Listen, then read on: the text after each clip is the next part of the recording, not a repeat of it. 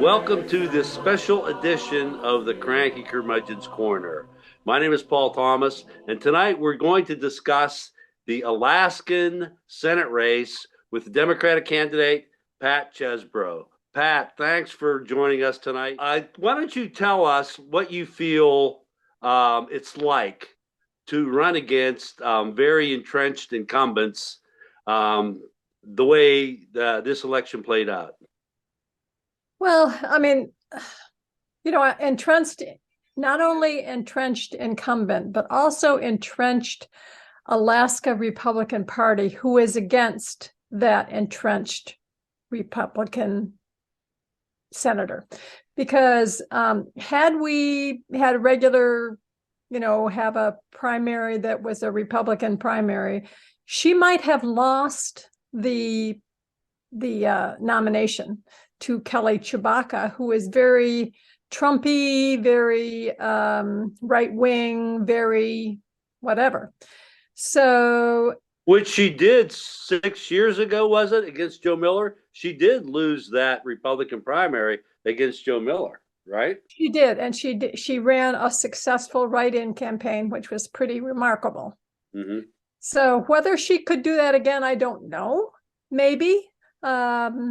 It's hard to tell. But at this point in time, she needed the votes that the Democrats, well, she did then too, need the votes from the Democrats, but she definitely needed the votes that I got in the second choice thing. So running against an incumbent, so that's one of the reasons I ended up running is that they couldn't find someone who run in the race. Because running against an incumbent is almost, especially an incumbent like Lisa, is pretty hard to be successful if success is only winning. So no, but the one woman who had signed up to do it was finding that even Democrats were not supporting her because they were supporting Lisa, and she withdrew. And so they had asked a lot of people, and they ended up with me. So there you go. Well, I had conversations with some of my friends in Alaska about that, and they shared the sentiment you just expressed that they were reluctant to support any Democrat because they were afraid of Kelly Yeah. ended up getting more votes. So how now when we initially talked about this show here, having you on to just discuss this, you expressed in an email to our producer that you were initially against ranked choice, but now you feel more favorable about that. So Yes. could you give us a little bit of the history behind your change in your mindset and what caused it and where you are now? Well, of course, I live in the Matsu Valley, which is very, very red, as you know. So I think my fear was that the ranked choice would mean there would be no Democrats in the top four, that we Mm-hmm. would have no chance at all to find anybody except red, red candidates from the red candidates. And as it was, the however 50 people who signed up to run in the primary, most of those people, many of them were very right wing, very right wing. So very few people who were more on the progressive side.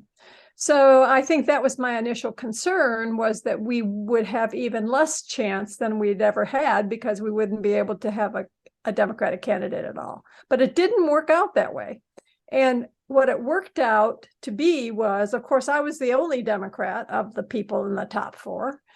But at least I was there. At least I was able to say what I wanted to say. And so that worked out, I think. So, and I do think that I spoke to Lisa that Wednesday when the final information came out about who got the votes and all that kind of stuff. And I think she, and I think Dan Sullivan too, now are very aware that they need to moderate their perspective because of ranked choice. Because now they're seeing that the voices of the other people are going to turn the tide on the race. And they did that in both cases, in both the Senate and the House. The House is the where Mary Portola won. Right. Yeah, yeah. But of course, she won partly because Nick Begich and Sarah were knocking on each other. And part of the thing that, part of what happened in the race that I was in, of course, was the Kelly Lisa thing. So, and I didn't win, but it does make a difference when the Republicans are fighting each other. So, in your race in particular, with Kelly and Kelly and Lisa banging against each other for the Republican vote, and then you're coming in with a lot of people who had Lisa as their second choice from you. Is that how it played out in your mind? That's how it played out. Yeah. And there were still people, and we got some emails after the election saying that they made a mistake because they put Lisa first because they thought that was the way. But now people understand that you're not losing anything by putting the Democrat first, because even if I didn't win and they put their preferred Republican second, that person would be elected, and you are sending a message that the Democratic message does resonate with people. So you think that there were a lot of ballots put out that had you first and Lisa second, and a lot of ballots put out that had Lisa first and you second? That's right. I had several people tell me that they were going to put Lisa first. Yeah. People I talked to pretty much said the same thing. Yeah. So give us your analysis now of how ranked choice actually plays out. I'm not talking about this particular election, but how you see it going to play out in the future here, as far as helping or hurting democracy. Well, I think it helps democracy because I think it gets more voices out there. And I'm going to take the example of the House race because, of course, it was Nick and Sarah and Mary, but also a man named Chris By. And Chris By is a libertarian, and he was a very well-spoken, reasonable kind of guy. Now, he didn't get all the votes, of course, but he had a platform on which he could say what he thought and what he believed in. And I think that is good for democracy. I think having other people's, so that people didn't feel like their voice was nowhere in the forest, that somebody was actually saying the kinds of things they believe in. And I think that is good for democracy. And I'm hoping that influences the other people who are on that stage. Now, it didn't really work out very well for our gubernatorial race, because together Walker and Guerra did not get as many votes as Dunleavy. And Dunleavy is, in my opinion, disaster for Alaska in many ways. And many ways. But he's a Republican and an incumbent, so huge advantage up there in Alaska. And the other part of it was this year we got like $3,800 permanent fund dividend, and for some people that's the only thing that matters. Right. So basically, what I'm hearing you say is that in a primary election without ranked choice, you have a bunch of candidates, but then when you get down to the general election without ranked choice, you only have two. That's right. But with ranked choice, when you get to the general election, you're going to have at least four people who are able to give their views on that. And you feel, and I think a lot of people other than you, like me, for instance, feel that's a good thing for democracy. I think it's a good thing. And I think the other part of it is, even in the primary part, and some of the people in the primary didn't get much of a say, but at least they were there. At least they felt like they could put their name out there. And I think that's good. I suspect it gets more people interested in the election. Now, we didn't have a huge turnout necessarily, but I think people were confused about ranked choice. I think the whole issue that in the primary you vote for one, and in the ranked choice you vote for, up to four. Mm-hmm. I think that confused people. So I'm thinking, and plus we had that complication that we were doing a primary, in August we were doing a primary for all the races and a final for the House race for the two, it was like, so it was confusing for people, but I think it'll be better. And if we had a situation like, for example, Georgia has, that they have to have 50%, they're spending a lot of money on that runoff stuff, and they wouldn't have to do that in this. So people get 50%, but it's not a runoff. They don't have to do another election. Right. They just go ahead and take the ranked choice numbers and Yeah. add those up. Yeah. So, do you believe that the confusion now that we've done this a couple times, I don't know, maybe just this is the first time. Do you think the confusion will be alleviated by the fact that, and do you believe that ranked choice might be here to stay in Alaska? I think so. I mean, I know that Sarah Palin is trying to get an initiative to get rid of it, but I think it's pretty popular actually, now that people see how it worked. Well, I think Sarah Palin was pretty roundly defeated, pretty much all aspects. Okay, was there anything you would tweak about the process of ranked choice? Are you just pretty satisfied with the way it's set up now? I think so. I think the problem that was evident is that people didn't know what strategy to use in the last election. But it was very on that Wednesday that they showed all the votes and how the votes started out, and then when one was eliminated, where their votes went. I mean, they did a really nice show. And so Buzzed Kelly is out. Here's where his second place votes went, or here's the number that were exhausted, which means they only voted for one person. So you could see very clearly that most of my votes went to Lisa. Some didn't, though. Some were exhausted, and some went to Kelly. So who knows? But it's pretty interesting to see. And so I'm hoping people watch that and understand now how it works. So by looking at those numbers as you went into the second round of the ranking, you could kind of see how the demographics were played out. At least you had some data to analyze there. Yeah. Yeah. Okay. And I don't know who's gone back and really looked at what women voted for what or anything like that at this point, but I'd be interested to see if someone's done that, and to see which one switched, who had, I don't know. It'd be interesting to see some of that stuff, but I haven't seen it yet. Yeah, something that the university could do. The political science department of the university could take a look at that and put out a paper or something. Okay, how do you think overall the voting went nationally?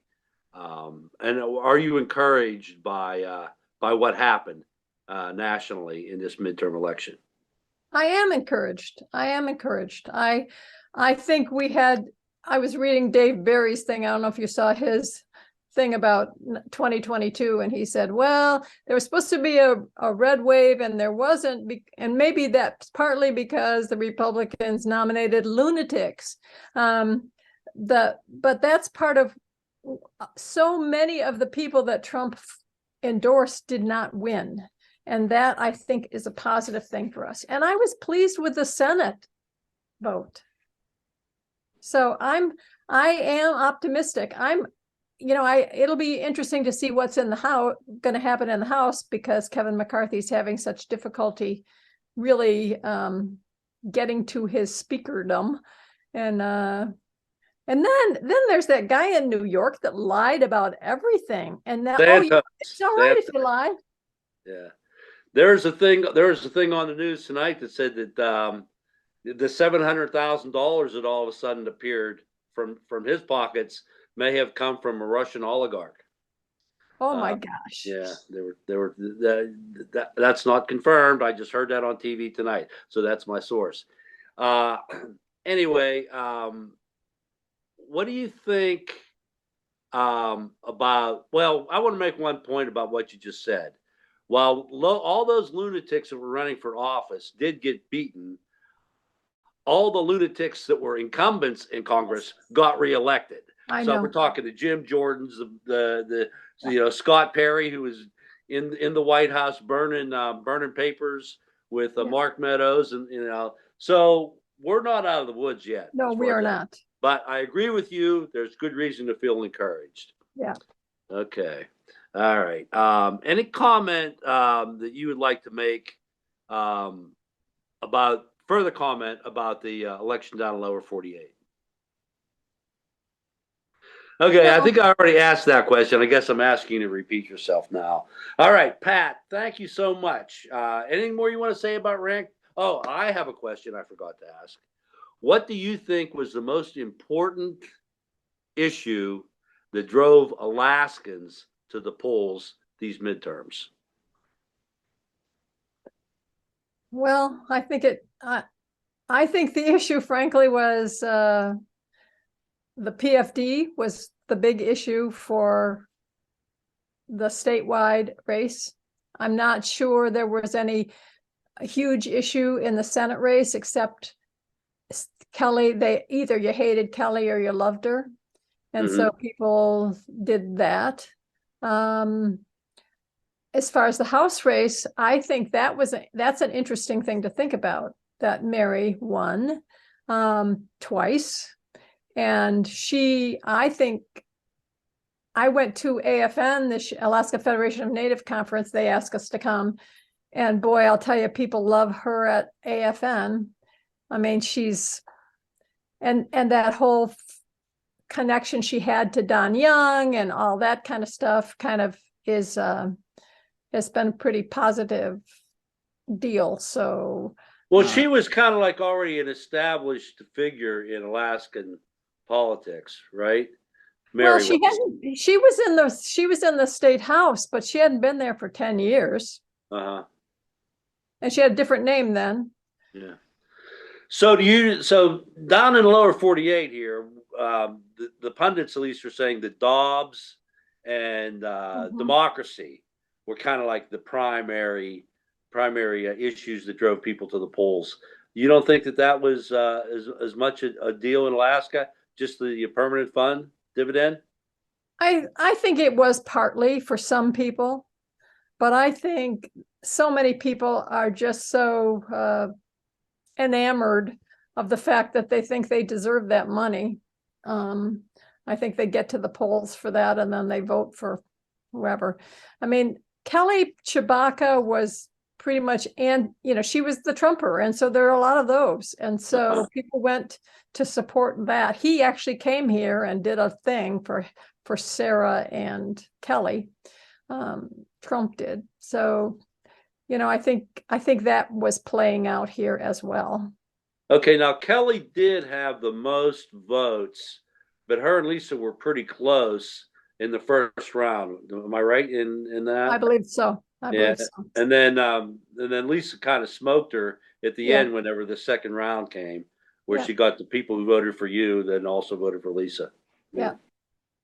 Okay, Pat, thank you so much for sharing your experience and all that. And I think there's going to be a lot of educational benefit that we receive from our talk tonight. So, can I add one thing? Hey, you add anything you want, dear. I just wanted to add that, of course, people know that running for office is not easy. But I think it's important to note that one of the things you don't get when you are the underdog kind of person like I was, who's not well funded, not necessarily well known. One of the things you don't get is you don't get your words out as much as probably you should. I mean, there were times that I would be at the same meeting as the other two, and they'd only report on what they said, and they might say something about what I said. Like in one case, they said I was an afterthought. And so that's a piece that I think journalists especially need to begin to consider, especially in ranked choice, that really, you don't have the money to get all the big stuff out, but it seems like people could at least talk about, here's the important points that so and so made, or here's the points at least. And so that part was really kind of disappointing and eye-opening for me, that running for office, as difficult as it is, especially if you don't get a lot of money, and you don't get a lot of money when the underdog, there's a lot of people that are don't want to give you the money. They give it to the others who had millions, and I didn't. But that's okay. But the press, it seems like, should be a little more forthright as far as at least saying this is what she's about. This is what she says. And I had one article that was like that, but there were several that were like, it was like I wasn't even there at those meetings. So Yeah, they were talking about Lisa and Kelly, and didn't mention you hardly at all. yeah. Now, are you talking about just the coverage of those meetings or the debate stage? Well, I mean, the coverage of the debates. Yeah. Are no, okay, I should have phrased that differently, but I'm asking, was it the journalists who were asking the questions on the debates, Not or just the no, coverage of the debates? the coverage of the debate. The debates, all that was very fair. I mean, everybody Good. got the same amount of time, everybody got the same questions. They rotated, they were very careful about that. Those were good, that was good. But Okay. the reporting on it is what I'm talking about. Okay, good. I'm glad we cleared that part up. All right. Anything else to share with our viewers? No, and thank you, everybody. It was good for me to do. I'm glad I did it, because I think it's important to say what's important to you and what is important to a lot of people. And whether it kind of sucked 6 months out of my life, well, that's okay, because I learned a lot, and I was Well, able to. we have to figure out ways to contribute to the betterment in the So, future of this society, that's right. and I feel that your campaign did that. So, not having a W behind the effort is one thing, but as far as benefiting, I think we all surely benefited from Yeah. your effort. So we appreciate that, and thanks for being on our show. And thank you. Have Okay. a good one. Yeah, same to you. Bye now. Bye.